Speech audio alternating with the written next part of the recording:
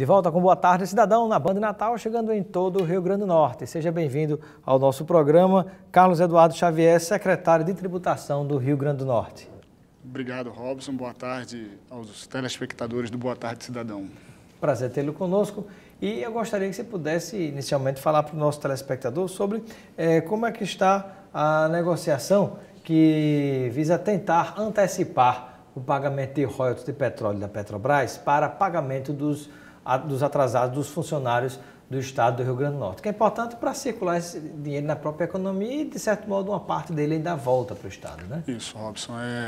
Essa é uma das opções que nós temos, dentre outras, de captar recursos extras, né, para a gente começar a pagar os salários dos servidores do Estado. É importante salientar que a gente já agora em maio, nós já pagamos parte do 13º de 2017 e vamos finalizar agora em junho com os recursos de royalties, né?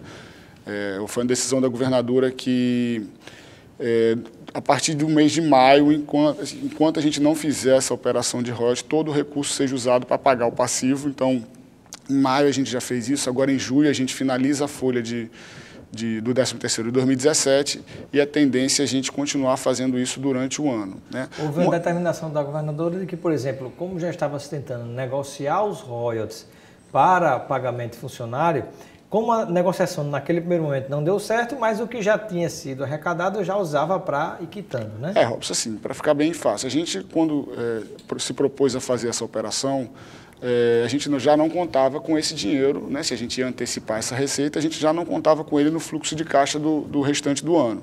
Então, como a operação naquele primeiro momento não foi realizada, a determinação dela foi que a gente usasse o que cai de royalties todo mês na conta do Estado para pagar, para ir abatendo o passivo com os servidores, né? Hoje, a grande avaliação que a gente vai fazer junto aos servidores do Estado se vale a pena a gente fazer essa operação, sabendo que a gente tem outras possibilidades, o PEF do governo federal. O PEF é a negociação... É o plano de equilíbrio fiscal que foi lançado, foi enviado ontem para o Congresso. Uma proposta de negociação, né, que é o plano Mansueto. Isso, perfeito. É um plano do governo federal que os estados teriam acesso a recursos, antecipação de recursos, né, se comprometendo a realizar uma agenda de ajustes nas contas públicas, né? Essa é outra possibilidade que nós temos hoje, real, né? Então, a grande discussão que a gente vai fazer com os servidores é se a gente paga esse juro da antecipação de royalties para o banco ou se a gente paga os salários dos servidores parceladamente de forma corrigida, né? Porque no final das contas vai ter mais dinheiro do governo, apesar Isso. de não receber uma boa parte de uma vez, mas pelo menos vai se pagando e não há perda de um valor que é o valor de royalties, né? A gente hoje, no momento atual, a gente está avaliando realmente se vai fazer essa operação de royalties ou não. Essa é uma questão que a gente está definindo dentro do governo, a gente já tem um modelo definido e a grande discussão é realmente se a gente vai fazer ou não, e a gente vai fazer como tudo que a gente faz, sempre dialogando com os servidores. Qual é a opinião do secretário? Deveria fazer essa antecipação para pagar logo os funcionários ou financeiramente acaba compensando mais para o próprio governo e pagando aos poucos porque não haveria perda de juros para os bancos? Não, eu acho que a gente entende a situação caótica dos servidores do Estado, né? Assim, então a gente precisa discutir com os servidores a melhor forma da gente resolver esse problema. Se você analisar, a grande discussão que eu estou propondo é a seguinte: vale a pena a gente pagar juros para banco? E se ao invés disso a gente paga uma correção aos servidores desses atrasados? Então, assim, a gente está analisando isso internamente, é uma discussão que a gente vai fazer junto aos servidores do Estado. Acho que a gente deve estar chamando para os próximos dias uma reunião com o Fórum de Servidores. Mas o cenário que nós desenhamos, que nós imaginamos, é até o final do ano a gente está com essa situação do passivo, né, ela muito bem equacionada. Assim, eu não posso dizer que a gente vai pagar todos os salários de 2018 e 2017. 2017, sim, mas a gente vai caminhar bastante com relação a esses atrasos de servidores, que é o nosso maior desafio, e a gente vem trabalhando diuturnamente para resolver isso. Secretário, e um outro assunto que também sempre está em evidência, em discussão, é a negociação com as empresas, com as companhias aéreas, em relação exatamente ao problema que nós estamos observando, que é de que foram concedidos incentivos fiscais, baixando o imposto que se cobra no querosene de aviação, mas não teria acontecido a devida contrapartida, ou seja, o preço das passagens estão altíssimos e ainda temos a quantidade de voos que a gente esperava que não tem. Então, de que maneira o governo pretende equacionar esse tipo de problema? Vai retirar, digamos assim, o imposto total do querosene de aviação para atrair mais voo? Ou vai botar a alíquota normal para que se pague todo o imposto, porque também não está valendo a pena, já que o preço da passagem está muito cara? Qual é a posição do governo a respeito dessa questão? Robson, a gente tem um grande dilema hoje, um grande desafio dentro do governo do Estado, né? Nós temos um grande ajuste que nós precisamos fazer, nós precisamos arrecadar mais, né? O Estado precisa arrecadar mais e também precisamos desenvolver a nossa economia, né? Assim, a economia do Rio Grande do Norte ela está parada, né? A gente faz comparações com outras economias do Nordeste, há um crescimento. Só basta a gente atravessar a fronteira e na Paraíba, no Ceará, você vê as estradas, todas elas em condições muito melhores do que a nossa, e a gente precisa casar a agenda fiscal, a agenda fiscalista com a agenda desenvolvimentista. E nesse contexto vem essa questão do QAV, né? Então, assim, a regra que está posta hoje nos estados é os estados competirem por voos através da redução da alíquota do ICMS do querosene de aviação, que é o combustível que as aeronaves utilizam. E nesse contexto a gente está sim negociando com outras companhias aéreas uma redução maior da alíquota do ICMS, em contrapartida eles aumentando o número de voos aqui para o Estado. Então agora, essa é a discussão. Por exemplo, diante da expectativa até de que venha a ser discutida a reforma tributária, um dos itens é tentar acabar com essa guerra fiscal, que termina que os estados vão ficando cada vez mais dependentes do governo federal, porque cada um vai renunciando a um pedaço de imposto, daqui a pouco todo mundo saiu renunciando, e como é que o estado vai arrecadar para pagar suas contas? Realmente fica difícil fechar tudo isso. Não seria, nesse caso, mais interessante esperar uma possível reforma tributária para se dar um passo nesse sentido? Ou, se alguma negociação for feita agora, isso impede que a reforma tributária venha, digamos assim, a desfazer essa possível negociação? Não, Robson, assim, a leitura é clara, a gente não dá para ficar parado, né, esperando as soluções virem do céu, né? A gente hoje está um cenário posto, a gente tem que trabalhar com ele, né? A reforma tributária avançando, como vem avançando, ela muda completamente esse cenário, né? Mas não dá para a gente esperar. A gente tem semana passada mesmo, o estado de Alagoas anunciou um acordo como esse com as companhias aéreas. Então, todos estão fazendo.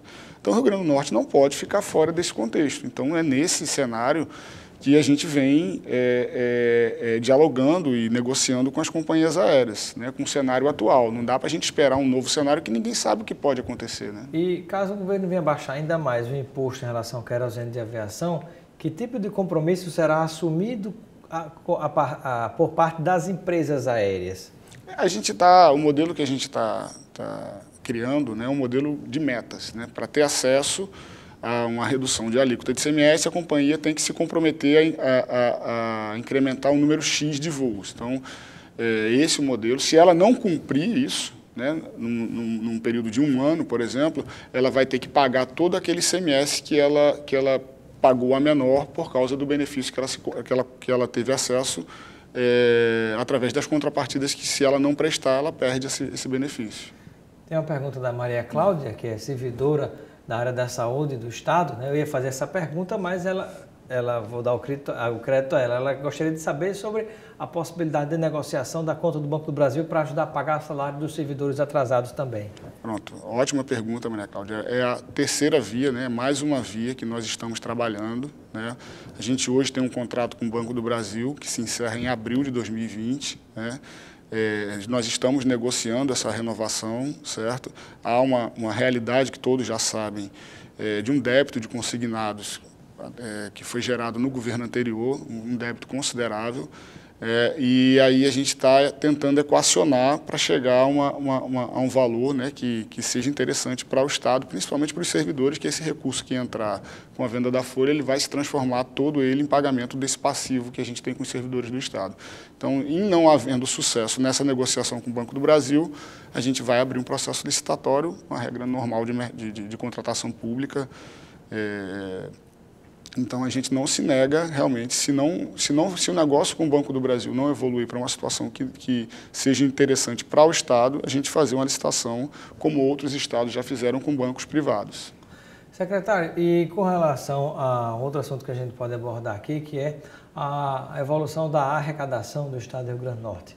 Essa arrecadação está estacionada, está diminuindo, está aumentando, a perspectiva é boa ou não? O que é que o secretário tem de informação que pode compartilhar conosco a esse respeito? Então, Robson, a arrecadação de ICMS, eu já tenho dito isso algumas vezes, ela tem sido a tábua de salvação do Rio Grande do Norte nos últimos anos, né? O crescimento é um crescimento interessante, né? Esse ano, especificamente, a gente imaginava um crescimento maior, né? A gente faz a leitura de que grande massa consumidora do Estado é servidor público. A gente está falando de 100 mil pessoas, que se você multiplicar por 4, são 400 mil pessoas consumindo menos por causa dos salários atrasados, mas a nossa política é fazer a arrecadação de ICMS crescer para a gente pagar as contas do mês, né?